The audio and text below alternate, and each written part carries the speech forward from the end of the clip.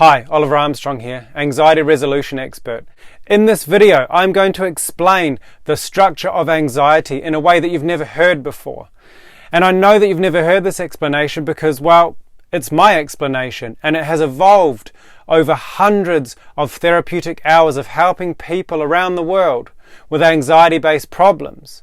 Like many things, it's important to know the structure of how something works, because when you understand the structure, you can find which part is not working and you can make some adjustments to fix that particular part. A mechanic knows the structure of an engine and that helps them diagnose and fix the issues.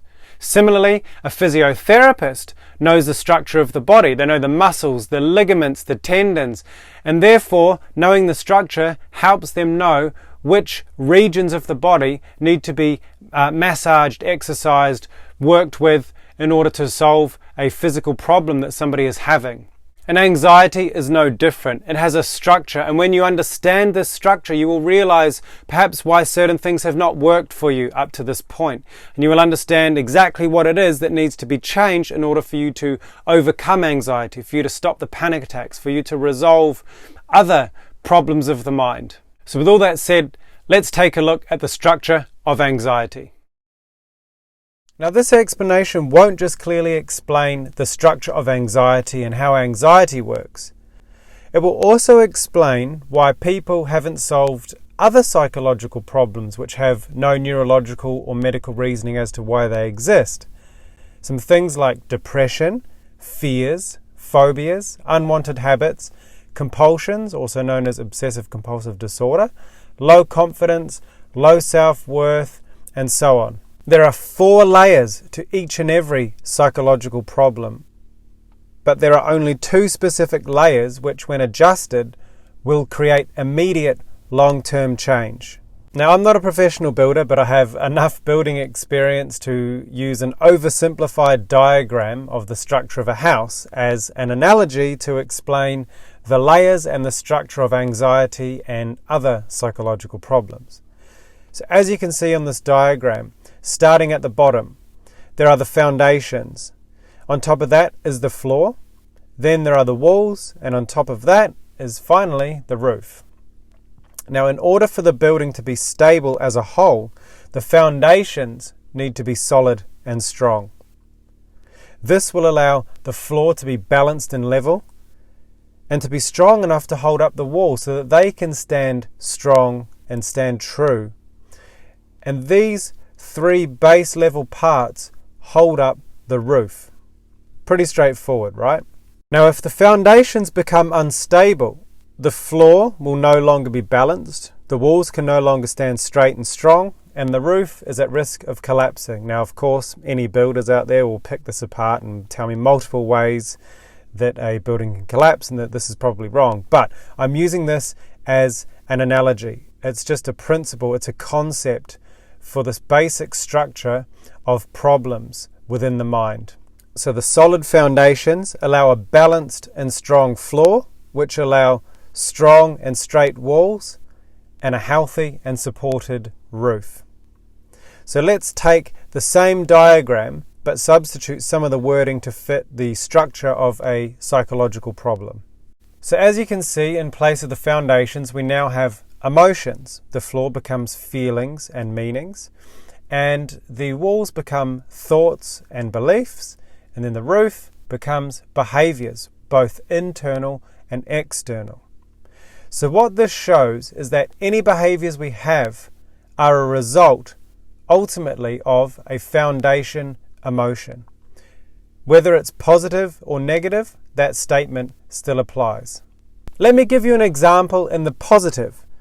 When you are excited, it starts with a physiological sensation somewhere in your body, the emotion.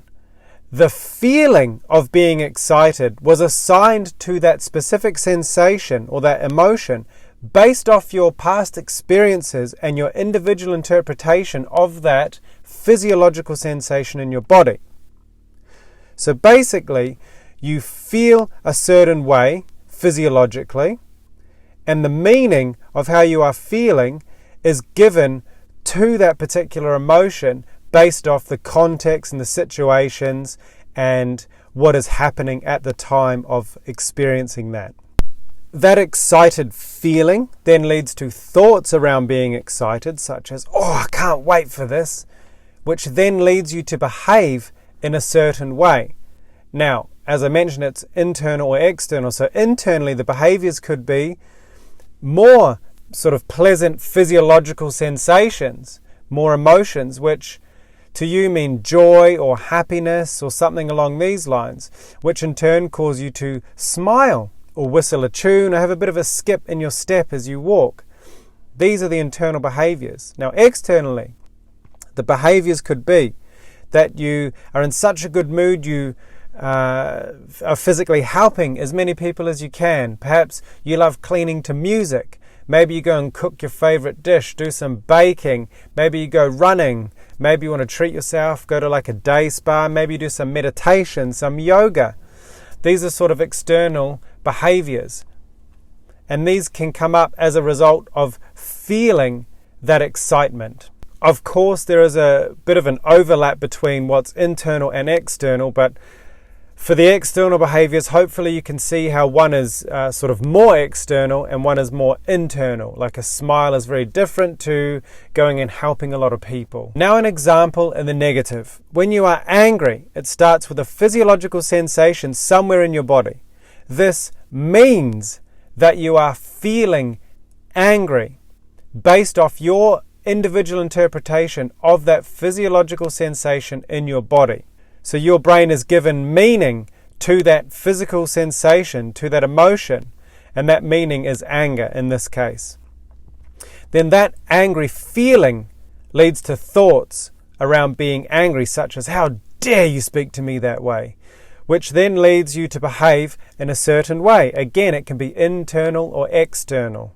So internally, the behaviors could be unpleasant physiological sensations, so more emotions, which to you could mean feeling insecure, feeling unsafe, which in turn would cause you to say frown, go bright red, lose your voice, so you're unable to kind of speak for yourself. Maybe you feel anxious or panicky. Now externally, the behaviors could be something like yelling, physically hitting, vomiting, fainting, arguing back, and so on. Now, the behaviors being external or internal are sort of irrelevant. What it really comes down to, or what is important here, is that underneath every behavior is a core foundational emotion. And underneath every thought pattern you have is a core foundational emotion. And yes, underneath every feeling is a core foundational emotion. But problems don't just come out of nowhere. Like most things, it comes down to cause and effect. Now there has to be some positive or negative experience, some situation, some event in a person's life where something happens that causes the body to release the appropriate neurotransmitters and hormones to create the initial physiological sensation, the foundation emotion. Always, there has to be some life experience. A person has to have an experience in order to feel a certain way. It's cause and effect. Most of these foundational emotions are experienced as a child. In fact, you could argue that all of them are. And this makes sense because if you think about a newborn baby as a sort of blank slate, not taking anything sort of passed down genetically into account, just metaphorically kind of speaking here, if you think of them as a blank slate, they don't know much beyond the primitive sort of survival instincts. They even have to learn to see. So they have to experience the world through emotions. And as that child grows and experiences the sensation, the emotion, depending on the context of the situation or the event in which they experience it, it will determine the meaning, aka the feeling that they give to that emotion, that they associate with that emotion. Let me give you a real-life example of how a foundational emotion from childhood can become a bigger problem consisting of thought patterns and behaviors which actually affected somebody's entire life. So this is a real case example from Joy. Now I just finished working with Joy recently, a couple of weeks ago, And she came to me originally for help with debilitating anxiety and deep feelings of despair, which she just couldn't get rid of no matter what she tried. Now, here are her words that she used to describe what it was like before she came to work with me. I was hopelessly confused, debilitated with my anxiety, and could hardly make decisions nor cope with much at all, really. I felt like a complete mess and was in a lot of emotional pain and inner turmoil. I was anxious about my kids, now adults. I was anxious about the world and unable to see any of the big picture at all. I felt rock bottom. Now, this is the memory that was essentially the cause of the anxiety and the feelings of deep despair for Joy. Now, she didn't know this consciously. This is what we discovered in her second session. And here's what happened. So she was approximately 3 years old, and her mother was attending to her newborn baby brother in a different room. And she wasn't looking at her, she didn't see her, she wasn't paying her any attention. That's it. Now, that doesn't sound extremely traumatic or overly dramatic, does it? And in fact, it doesn't even sound like it would be a problem. But we are adults. And as I said, this is about the meaning created in childhood. And here is how the meaning given to that emotion she experienced in this event shaped Joy's life and determined pretty well every decision she made over the next 40 years. So basically what happened is 3-year-old Joy had been in a specific situation where her mum had left her on her own for a period of time because her mum was looking after Joy's newborn baby brother. Joy then experienced a physical sensation in her body, after which her brain decided that was the feeling of loneliness. Then, seemingly by linking the feeling of loneliness with the context of actually being on her own, with nobody looking at her or paying her attention, her brain decided that she was not important. And so a belief was installed with the goal of not having to experience this again in the future. And this is why her behaviors are geared towards not experiencing that again. So avoiding being alone, striving to feel important. This is to avoid going back essentially to experiencing this particular memory again, these particular feelings and emotions. And that's essentially what it comes down to. The brain isn't trying to cause harm. The brain is trying to avoid unpleasant experiences. That's what it's geared and what it's designed to do. It's ultimately geared for survival, and unpleasant consequences don't help us with our survival. Now, after the session, when we discovered the cause, Joy actually shared with me some realizations. She told me that she'd never really liked being on her own and would always sort of try and be out and about doing something, so not to be at home alone.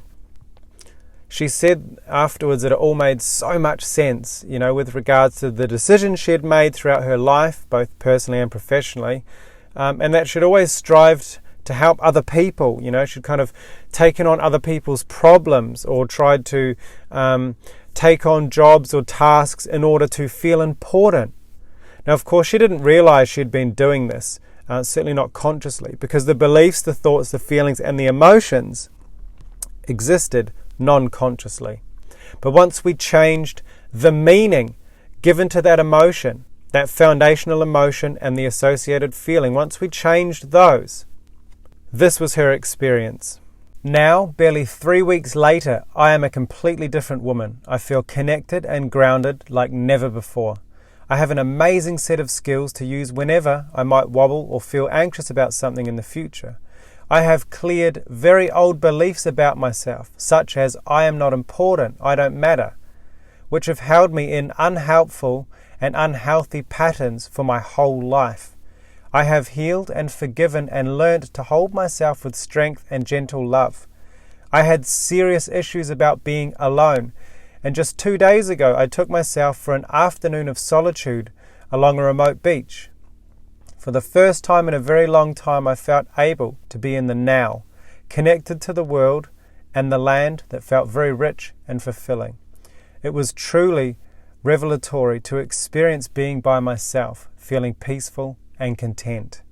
And a lot of what Joy is talking about here in her words actually happened after our second session working together. That's how fast this is when you work at the level of feelings and foundational emotions. When you make changes at that level, the change is quick and it is profound. So here's an example of how it applies to a phobia. An event or situation is experienced. The person gets a physical sensation in the body, and then the brain creates a meaning of usually feeling unsafe. And this leads to the thoughts and simultaneous installation of a belief that they are going to die. This in turn causes the behavior of running away, jumping back as quickly as possible, or not moving at all. This is being paralyzed with fear.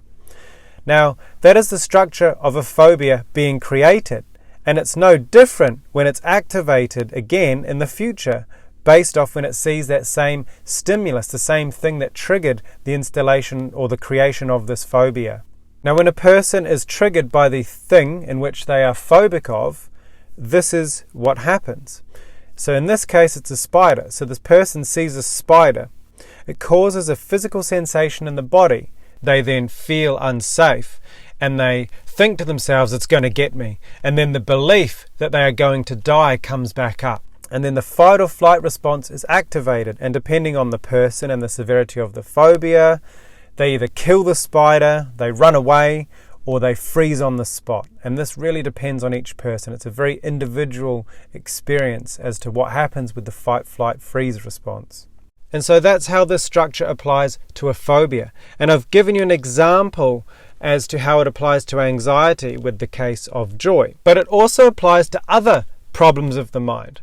For example, low self-worth. You feel a sensation in the body, the emotion, and then given the context you are in, you get a certain feeling, which is the meaning your brain gives to that sensation. It then creates the thoughts or thought patterns, and then it creates the behaviors. Now, depression is a little different. Usually, a person who has depression has experienced a lot of stress or anxiety for a prolonged period of time. And as you know now, stress and anxiety consists of a lot of different emotions, feelings, thought patterns, behaviors, and then that leads them down to feeling depressed. And depression is essentially like the body calling a timeout. It's going, look, I've had enough. I just need to do nothing. I just want to go to bed. I need to heal this thing, Of course, it can be a single significant event which happens in your life, and that can be so overwhelming. The emotion, the sensation can be so big, so strong, so powerful that it leads you to directly feel depressed. But either way, it still applies that a person gets a negative physical sensation in the body, then their brain applies the feeling or the meaning, and then that meaning is usually one of sort of impending doom or just feeling really down, or simply they just feel what we call depressed. And then that, of course, leads to a whole host of negative thought patterns and negative behaviors or unwanted behaviors. So panic attacks fit into this also. So does shyness. And also stage fright, all these sorts of things. So this is the basic structure of every psychological problem which has no medical reason to exist. Now, perhaps at this point, you've already realized why a lot of things you've tried for anxiety or other problems you have, why these things have not actually helped you resolve the problems. But if you're not there yet, don't worry, stay with me, I'll explain it now. Anxiety treatments like yoga, meditation, tai chi, controlled breathing, natural medicine, herbal teas, exercise, and so on, these are all amazing in their own way. And they have individual benefits to help reduce the symptoms of anxiety. Now, if anxiety was the problem, these would most certainly stop the anxiety for good. But anxiety isn't the problem, because as I previously mentioned, anxiety is actually a behavior. It's a symptom of an underlying foundational emotion. And because anxiety itself is actually an effect of a cause, it's a symptom, those natural anxiety treatments don't tend to stop anxiety, but rather they become tools for coping with and managing anxiety symptoms. And that's all they end up doing. they become management or coping strategies. And the same can be said for anti-anxiety medication. It tends to suppress or reduce the symptoms of anxiety, but it doesn't actually do anything to address the foundational emotion or the associated feelings. Now, I know this to be true with the medication because I've helped many people come off anxiety medication with the guidance of their doctor. And here's one example from a client from many years ago, and we only worked together for 3 sessions, and as you can see at this point there were 8 weeks free after just 3 sessions, and I've been in contact with this client and stayed in contact with this client, and they still have not been back on anti-anxiety medication. Now, if you're thinking this is false and that the medication actually corrects a chemical imbalance in the brain, the medical community has actually dispelled that as a myth a long time ago. And it was also found to be a marketing idea by pharmaceutical companies so that they could sell their medication. Now, I'm not going to go into this in detail because it's beyond the scope of what I'm covering here in this video. But I think it's important to point this out to you. And it's important to point out that there is lots of information available, lots of medical articles, lots of research articles pointing out how and why and all of the other reasons that this is a myth. And it's really backing up what I'm explaining to you here. But anyway, my point is that medication just works to reduce or suppress the symptoms. It doesn't actually resolve the emotion or the feelings associated with it. But what about talk therapy? Let's look at how this structure I've provided here actually applies to talk therapy and its effectiveness. Now, psychology is the most common form of talk therapy and is recommended for anxiety as well as other psychological problems. And CBT, cognitive behavioral therapy, is one of the most commonly recommended and utilized approaches by psychologists. And it has actually been shown to be the most effective approach in the field of psychology. Now, often many people will go to psychologists and they'll do CBT, often for many years, and then they will end up on anti-anxiety medication. And it's usually just put down to the reason that they were so bad and that they needed the medication to correct the chemical imbalance in their brain, which, as I've explained and as you can find out, it's just way off the mark. It's not even true. And here's why I believe that psychology and CBT doesn't help a lot of people overcome or stop the anxiety that they have. So with psychology in general, there are 4 primary goals, and they are to describe, explain, predict, and change behavior. And that's problem number 1. Behavior is the last part of a problem. It's the last part of the structure of any psychological problem. It is the end result. It is the effect of the cause. The emotion comes first, then the feelings or the meaning, then the thought patterns, then the behaviors. It's like running to try and catch a bus that has already gone past you. Now here's an explanation of the goal of CBT, of cognitive behavioral therapy. For people with anxiety disorders, negative ways of thinking fuel the negative emotions of anxiety and fear. The goal of cognitive behavioral therapy is for anxiety is to identify and correct these negative thoughts and beliefs. The idea is that if you change the way you think, you can change the way you feel. Now, the first part I agree with. Negative ways of thinking fuel the negative emotions of fear and anxiety, or anxiety and fear, whichever way you read it. So I agree with that. And the goal is good, to identify and correct these negative thoughts and beliefs.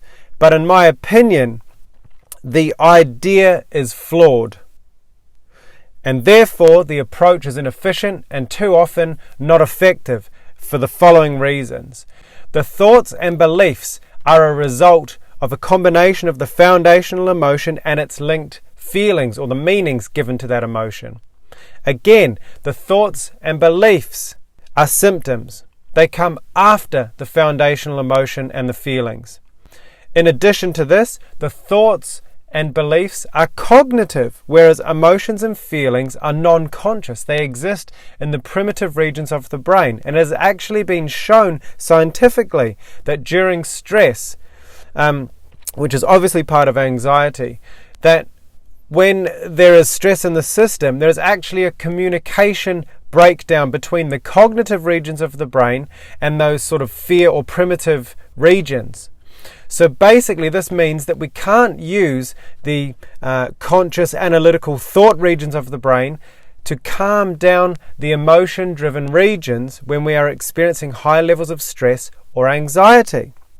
Now this also explains why thinking about a traumatic event can cause a panic attack, but thinking happy thoughts while having a panic attack usually does nothing to help.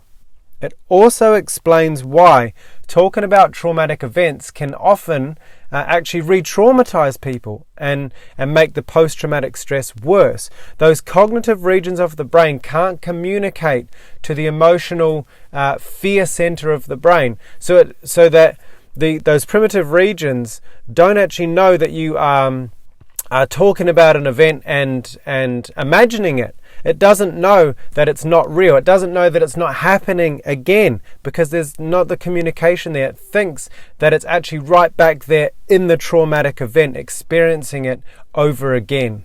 So let me ask you this. How often have you successfully thought yourself out of a bad mood? It usually takes a positive experience to cause a positive emotion and feelings in order for you to shift that bad mood. It's not thoughts. When you're having a panic attack, if you think to yourself, I'm safe and I'm happy, I'm going to have a great day. As someone who's actually experienced dozens of panic attacks in my life, I can tell you that that's about as useful as telling somebody who's in a really bad mood to, hey, mate, just smile. It's all going to be fine. Not only is it infuriating, but it doesn't work. So ultimately, if you could think your way out of anxiety or other psychological problems, if you could think your way out of them, we wouldn't need psychologists, we wouldn't need counselors or psychiatrists, and I wouldn't be doing this. But you can't change problems by changing thoughts alone. So it really comes down to this. If you're not changing the feelings and emotions of a problem, you're not changing the problem, you're only managing it. Foundational emotions determine feelings, thoughts, beliefs, and behaviors. And when you change a foundational emotion and its associated feelings, then the thought patterns, beliefs, and behaviors immediately and simultaneously change also, or at least it begins the process of changing automatically. And you might be thinking, yeah, Oliver, look, this all sounds great, but if it's so hard, how are you able to actually do it? How do you find and change the foundational emotions? And I would say to you, look, what a great question. And the answer depends on the person I'm working with. And the reason it depends on the person I'm working with is that I don't follow steps from a textbook. My sessions are directed by the mind of the person who is in front of me or who is on the end of the phone. The person's mind will determine where we go. Their mind will bring up different memories, long forgotten things, long forgotten bits of information. And those are all relevant and they direct and guide the sessions. And regardless of the information they share, of the memories they recall or the random stories they tell, it's all relevant. And within each sentence, among the words are buried certain voice tones, long pauses, a sigh, involuntary sounds. And these are all unconscious or non-conscious signals which sort of point and lead towards the foundational emotions. Now these are sort of natural trance states. People don't realize they're doing it, but this is what I pick up on, and I utilize these to guide a person to direct us towards the memory that is linked to the foundational emotion. And once we find that foundation emotion, once we isolate it and discover the associated feelings, the meanings and the beliefs, I then guide the person to make changes so that the brain can learn from the event. It can create new positive beliefs and it can allow new feelings and allow the old feelings and the foundational emotion to sort of disengage. It's done its job and now it gets to sort of retire. It can basically neurologically dissolve, and when it does, it shifts that memory, that childhood memory, from an emotionally negatively charged memory, it shifts it from that into a neutral feeling memory which goes into wisdom to be learned from. And since 2013, I've helped hundreds of people experience life-changing results within a matter of hours by understanding the structure of problems in the way that I've explained to you, and by changing those problems at the emotional level, because as you now have a clear idea, that's where problems need to be changed, at the level of feelings and emotions. And now that you have a clear idea of how these problems are structured, perhaps you know why you haven't been able to succeed in overcoming anxiety or overcoming or changing other psychological problems you have, which have no medical reason for existing. And with all that said, you now sort of have two options that you can follow from this point. So option number one is obviously you can continue managing the anxiety the way you have been, knowing now that it is actually a symptom and that it's not the problem. You can continue doing the yoga, the herbal medicine, the meditation, all of these sorts of things. You can continue down that path. And if that's what you want to do and you're comfortable doing that, then absolutely that's what you need to do, because you know you better than anyone else. But just realize that if you're doing this and your goal is to actually overcome anxiety, you're going to be doing the same things you've always done, and you're going to experience, therefore, much of the same that you have experienced in the past with regards to just managing the symptoms, just coping with the anxiety, which really leaves the second option. And so option number two really comes down to finding somebody you can work with who can not only help you discover the foundation emotion and the linked feelings, which are the cause of your anxiety or of your depression, of your trauma, of your stage fright, your whatever it is. Not only will they help you, do they need to be able to help you find the cause, those foundational emotions, but they actually need to be able to help you efficiently change them so that you can experience permanent freedom from those psychological problems, the problems which have been holding you back in your life. Now, not every therapist can do this, and as I've explained, a lot of the conventional ones, they don't know how to do it because they're trained to work in a different area of the mind. So you need to start looking to alternative therapies. Now, emotional change happens within hours. It does not take months or years.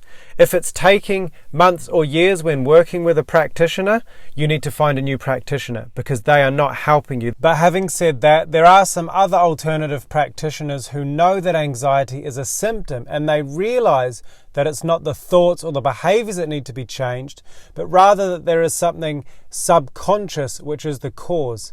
And you know now from what I've explained in this video that the cause, that the subconscious or the non-conscious cause, is a foundational emotion and an associated feeling. And as I've already said many times, if you make the changes at the emotional level, your beliefs, your thought patterns, and your behaviors will simultaneously change, and you will experience profound life changes. If this video has made sense to you and you have a positive motivation and a positive attitude to make real change in your life, and you would like to know how I could help you achieve those changes, then I recommend using the link in the description or the comment section of this video to book a free initial consultation with me. It's all done over the phone, so it doesn't matter where in the world you are. And what it does is it allows us to really find out if we're a good fit to work together, and allows me to start to build a customized therapy plan to help you resolve those foundational emotions and attached feelings.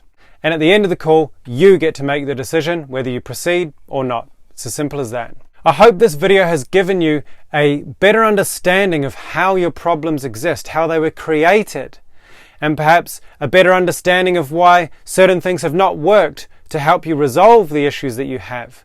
And perhaps, and hopefully, it's given you an understanding of what it is you need to do now. And if you said to yourself, find and resolve the foundational emotion and attached feelings, then you are 100% correct. Because you know that once you do that, you can experience long-term permanent change. If you have any questions at all about anything I've talked about in this video, please don't hesitate to ask me in the comments section. I'd be happy to answer those questions. Or if you prefer to, you can reach out to me privately. Thanks so much for taking the time for watching. I truly hope this video has been beneficial for you in some way. Bye for now.